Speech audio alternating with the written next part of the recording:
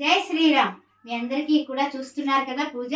22వ తారీఖున మనందరము కూడా శ్రీరాముణ్ణి శ్రీరామ జయరామ జయ జయరామ అనుకుంటూ పూజించి శ్రీరామ రామ రామేతి అనే శ్లోకాన్ని చదువుకుంటూ శక్తానుసారం పానకం వడపప్పు చలివిడ నైవేదన చేసి స్వామి వారిని దీపధూప నైవేద్యాలతో పూజించినటువంటి వారికి కష్టములు నష్టములు బాధలు ఉండవు.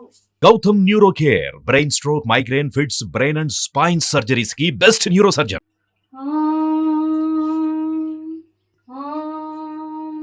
శుక్లాంబరధరం విష్ణుం శశివర్ణం చతుర్భుజం ప్రసన్నవదనం ధ్యాయే సర్వవిఘ్నోపశాంతయే అగజానన పద్మార్కం గజానన మహర్నిశం అనేకదంతం భక్తానాం ఏకదంతం ఉపాస్మహే. జై శ్రీరామ్ జై శ్రీరామ్ జై శ్రీరామ్ జై శ్రీరామ్. శ్రీరామ రామ రామేతి రమే రామ మనోరమే సహస్రనామ తత్తుల్యం రామనామ వరాననే.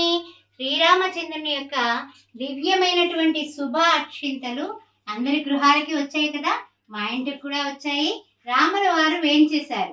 వారికి దీపంతో స్వాగతం చెప్పి ఆ అక్షింతల్ని ఈ రోజు నాడు మనము రేపటి రోజు 22వ తారీఖు రోజున ఏ విధంగా పూజ చేసుకోవాలి అనే విషయాన్ని మనం ఇక్కడ తెలుసుకుందాం. శ్రీరామ జయరామ జయ జయ రామ అని అనుకుంటూనే ఉండండి, సదా జపిస్తూనే ఉండండి, ఆ విషయాన్ని మర్చిపోవద్దు. ఓం గంగణపతే నమః.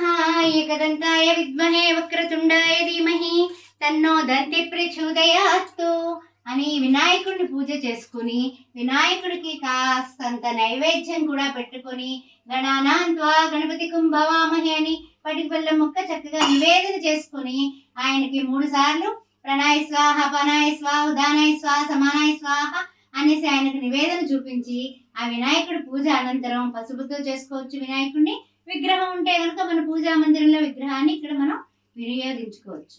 తర్వాత ఏంటంటే పసుపు కుంకుమ అక్షింతలతో కూడా స్వామి వారిని చక్కగా మనం ఇలాగ ఓం గంగణపతే నమః ఓం గంగణపతే నమః. తండ్రి నాయన రాముల వారి యొక్క రామరాజ్యం రావాలనేసి నీ సంకల్పంతో విఘ్నాలు లేకుండా మా కుటుంబాన్ని ఆశీర్వదించమని స్వామి వారికి వేడుకుంటూ గూఢాన్న ప్రీత మానస కాబట్టి ఆ గూఢమైనటువంటి ఆ చక్కెర పలుకులైనటువంటి ఆ యొక్క పటిక బెల్లం ముక్కని మనం నివేదన చేస్తున్నాం. అయిపోయింది. ఆ తర్వాత తాంబూలం దర్శయామి. తాంబూలం కూడా స్వామి వారికి చక్కగా చూపిస్తున్నాం. తాంబూలం అయిన తర్వాత ఆయన దివ్యమంగళ విగ్రహానికి నమస్కారం చేసుకుని శ్రీరామ జయ రామ జయ జయ రామ శ్రీరామ జయ రామ జయ జయ రామ అని రాముల వారికి పూజ చేస్తున్నాం. ఓం శ్రీరామ రామ రామేతి రమే రామే మనోరమే సహస్రనామ తత్తుల్యం రామనామ వరాననే. స్వామి వారికి తులసి దళాలంటే చాలా ప్రీతి. అందువల్ల అంత పవిత్రమైనటువంటి ఆ తులసి దళాలతో స్వామి వారిని పూజించడం అనేది మనకి తప్పనిసరి అనమాట. అందువల్ల తప్పనిసరిగా ఆ తులసి దళాలంతో ఈ యొక్క శ్రీకృష్ణ పరమాత్మ కూడా ఆ రుక్మిణీదేవికి ఆయన తూగాడు అన్న విషయం కూడా మనకి తెలుసు. కాబట్టి ఈ యొక్క అయోధ్య గురించి, అయోధ్య రాముడి గురించి మనం తెలుసుకోవాలంటే ఆలయం పునరుద్ధరణ చేయడం జరిగింది. రాముల వారు అక్కడ పుట్టారు. 500 సంవత్సరాలు అంతా కూడా అయోమయమైనటువంటి పరిస్థితిలో ప్రతి హిందువు కూడా రామ జన్మభూమి గురించి, రాముని గురించి తపించని వాళ్ళు లేరు. రామకోటి కూడా కొన్ని కోట్ల రామకోటి జరుగుతూ వచ్చింది. కొన్ని వేల కోట్ల లక్షల కోట్ల రామనామ జపాలు చేశారు. అలాంటి జై శ్రీరామ్ జై శ్రీరామ్ శ్రీరామ జయ రామ జయ జయ రామ అని అనుకుంటూ కోదండ రామ దశరథ నందన రామ దయాసాగర రామ దశముఖమర్ధన రామ ఓ దైత్య కులాంతక రామ లక్ష్మణ సేవిత రామ లక్ష్మి మనోహర రామ జై శ్రీరామ్ జై శ్రీరామ్ అని అనుకుంటూ చక్కగా పుష్పాలతోటి ఆ తర్వాత చక్కగా మనకి ఈ తులసి దళాలతోటి అంటే తులసి మాలలతోటి కూడా మనం స్వామి వారిని చక్కగా అర్చించుకుందాం. అర్చించుకున్నట్లయితే కనుక స్వామి వారి దివ్య అనుగ్రహం మన కుటుంబ సభ్యుల మీద పూర్తిగా కూడా ఆయన యొక్క అనుగ్రహం వచ్చి మనందరము కూడా ఆయువు ఆరోగ్యము కలిగి అష్టైశ్వర్యాలతో ఎంత వైభవపేతంగా ఈ యొక్క దీపాల అలంకరణ చేసుకున్నామో ఆ విధంగా 5 దీపాలు వెలిగించడమే కాదు, ఎన్ని దీపాలు వెలిగించినా కూడా మనకి కనుల పండగ ఈ రోజు. అందువల్ల ఉదయం పూజ, సాయంత్రం పూజ, సాయంకాలం పూట కూడా 5 దీపాలు వెలిగించుకోవడం అనేది చాలా చాలా మన గృహానికి క్షేమదాయకం. రామరాజ్యం రావాలంటే రామ అనే శబ్దంలో రా అంటే ఓ నమో నారాయణాయలో రా అనే అక్షరాన్ని మనకి తీసుకోవడం జరిగింది అష్టాక్షరిలో. అదే విధంగా మా అనే శబ్దాన్ని ఓ నమ శివాయ అనే ఆ యొక్క ఏ మంత్రము రాదు, ఏ విధమైనటువంటి మంత్రాలు లేవు. అక్షింతలు కూడా కొన్నే వచ్చాయి, ఎక్కువ అక్షింతలు లేవు. మరి ఎలాగా అంటే కనుక వచ్చినటువంటి దివ్యమైనటువంటి అక్షింతలని చక్కగా మనము ఇప్పుడు చూడండి మన ఇంట్లో అక్షింతలతో కలుపుకున్నాము. కలుపుకోవడం వల్ల అక్షయమయ్యాయి అక్షింతలు, అంటే క్షయము కానిది అక్షింతలు. అందువల్ల శ్రీరామ జన్మభూమి కార్యక్రమంలో కొన్ని వేల మంది కరసేవకులు ఈ యొక్క రామ జన్మభూమి అనేటటువంటి తత్వంతో శ్రీరామ జయరామ జయ జయ రామ అని మనకి అందరూ కూడా రామ జన్మభూమి ట్రస్ట్ వాళ్ళు ఈ అక్షింతల్ని శ్రీరామ శ్రీరామ అంటూ చక్కగా చక్కటి అక్షింతల్ని మనకి పంపించారు.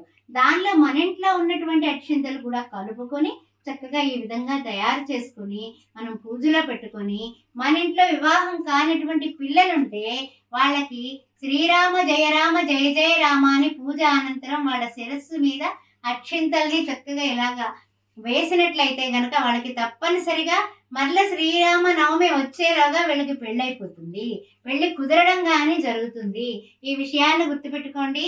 రామాయ రామభద్రాయ రామచంద్రాయ వేదసే అనే మంత్రాన్ని చదువుకోవడం కానీ శ్రీరామ రామ రామేతి రమే రామ మనోరమే సహస్రనామ తత్తుల్యం రామనామ వరాన్ని దశరథ నందన రామ దయాసాగర రామ దశముఖమర్ధన రామ దైత్య కులాంతక రామ లక్ష్మణ సేవిత రామ లక్ష్మి మనోహర రామ అని స్వామివారి పాదాల దగ్గర పుణ్యాక్షంతలు సమర్పించి పుణ్యాక్షంతలు మరలా మనము ఈ విధంగా కళ్ళకద్దుకుని శిరస్సును ధరించడం అనేది మన కర్తవ్యం.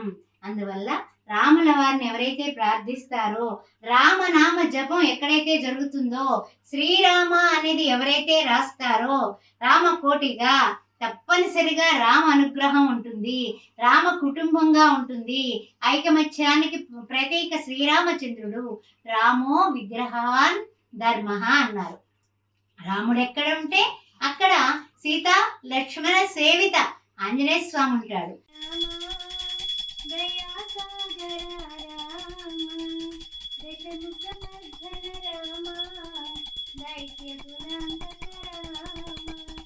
లక్ష్మణ సేవిత రామ లక్ష్మీ మనోహర రామ సూక్ష్మ స్వరూప రామ సుందర వదన రామ అతి సుందర వదన రామ దశరథ నందన రామ దయాసాగర రామ రామ లక్ష్మణ జానకి జై బోలో హనుమానికి రామ లక్ష్మణ జానకి జై బోలో హనుమానికి రామ లక్ష్మణ జానకి జై బోలో హనుమానికి జయ శ్రీరామ్ శ్రీరామ రామ రామేతి రమే రామ మనోరమే సహస్రనామ తత్తుల్యం రామనామ వరాననే. జై శ్రీరామ్ జై శ్రీరామ్ శ్రీరామ జయ రామ జయ జయ రామ. అందరూ కూడా హారతి కళ్ళకత్తుకోండి. జై శ్రీరామ్ జై శ్రీరామ్ జై శ్రీరామ్ జై శ్రీరామ్. అన్ని రకాల ఆనందాలు మీ గృహాల్లో కలిగి సకల సంపదలతోటి అష్టైశ్వర్యాలతోటి పిల్లా పాపలతో మీరు ఆనందంగా ఉండాలని శ్రీరామచంద్రమూర్తిని వేడుకుంటూ జై శ్రీరామ్.